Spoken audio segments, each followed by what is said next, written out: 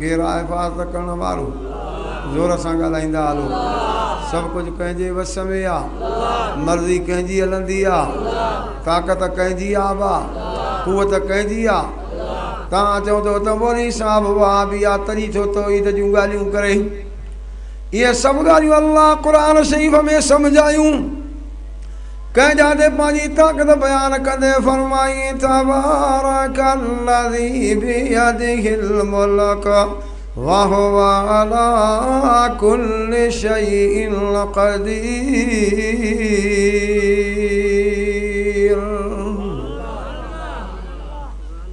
अधु सुभान अल्लाह चओ था अधु नथा चओ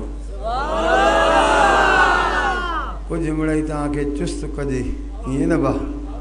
दिलि चए थी तव्हांखे चुस्त कजे पोइ या त मां बि तव्हां सां कयां हिकु मौलवी साहिब वारी कार मौलवी साहिब जी वाइद जी तारीख़ पोइ कंहिं मजबूरी जे करे न पहुतो हाणे जमात बि वेठी आहे लाउड स्पीकर बि तयारु आहे आयो हिकिड़ो वॾे पटके सां लॻी ॾाढ़ी सां उनखे बख विझूं त तूं वाइदो कर हो चइबो मां पढ़ियल ई न आहियां ॿिया मां कीअं वाइदो कयां चए न वाइदो कर असांजो जलसो त थिए घणी जो सोड़ कयोसि चवणु लॻो भला जेका मौलवी साहिब जे लाइ मानी पचराई अथव उहा खारायो त पोइ थो मां वाइदो कयां मानी खाई अची वेठो ॿ आयतूं पढ़ी पोइ वरी जमात खां पुछे पियो जमात ॻाल्हि सम्झव सभिनि जो असां ॻाल्हि सम्झी आहे उथी करे चवणु लॻो जॾहिं सम्झी पियो आहे त बाक़ी मां खां मथो सुताड़ाईंदा वञो हीअं आख़िर न कोई लथो हलियो हुयो वरी ॿिए दफ़े वठी आयसि पर पाण में जमात चयो जॾहिं पुछेव त ॻाल्हि सम्झी अथव न सभु चइजो असां ॻाल्हि न सम्झी आहे तव्हां न कंदव पोइ वाइदो ॿुधाईंदो वरी ॿार तूं पढ़ी पुछे पोइ जमात ॻाल्हि सम्झव सभिनि जो असां ॻाल्हि न सम्झी आहे उथी करे चवणु लॻो अहिड़ा खर दिमाग़ आया हो सम्झो ई नथा बाक़ी मां मथो कंहिंसां हणंदो वठां वरी वाख तव्हांखे लथो हुयो वरी टे दफ़े वठी आया पर पाण में जमात चयो होशियारी कजो चए कीअं चए जॾहिं पुछेव त ॻाल्हि सम्झी अथव अधु जमात चइजो असां सम्झो आहे अधु चइजो असां ॻाल्हि न सम्झी आहे वरी ॿार तूं पढ़ी पुछे पोइ जमात ॻाल्हि सम्झव अधु जमात चयो असां सम्झो आहे अधु चयो असां ॻाल्हि न सम्झी आहे उथी करे चवणु लॻो जेके सम्झी आहे हो इन बेसम्झनि खे घर वञी सम्झायो पोइ तव्हां बि ईअं कंदव छा जेके हिते सुभाणे अलाह नथा चवनि त घर चवराईंदव छा तव्हां बि ज़ोर सां सभई चओ सुभान अल्लाह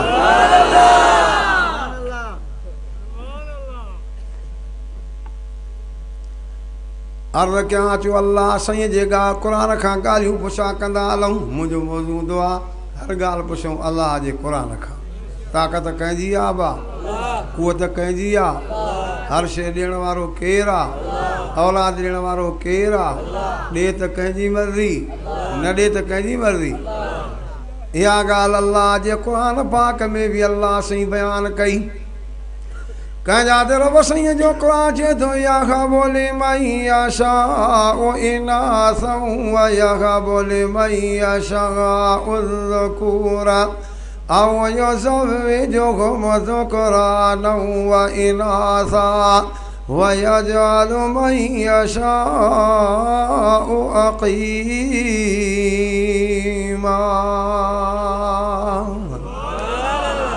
रब फरमा तो कंहिंखे धीअ ई धीअ ॾियां पुटनि खां सिकायां त मुंहिंजी मर्ज़ी आहे कंहिंखे पुट ई पुट ॾेई धीअनि खां सिकायां त मुंहिंजी मर्ज़ी आहे कंहिंखे ॿई नेमता ॾियां त मुंहिंजी मर्ज़ी आहे पर कंहिंखे कुझु बि न ॾियां त मुंहिंजी मर्ज़ी आहे कंहिंजी मर्ज़ी आहे बा अमां जे न बलोचिस्तान जे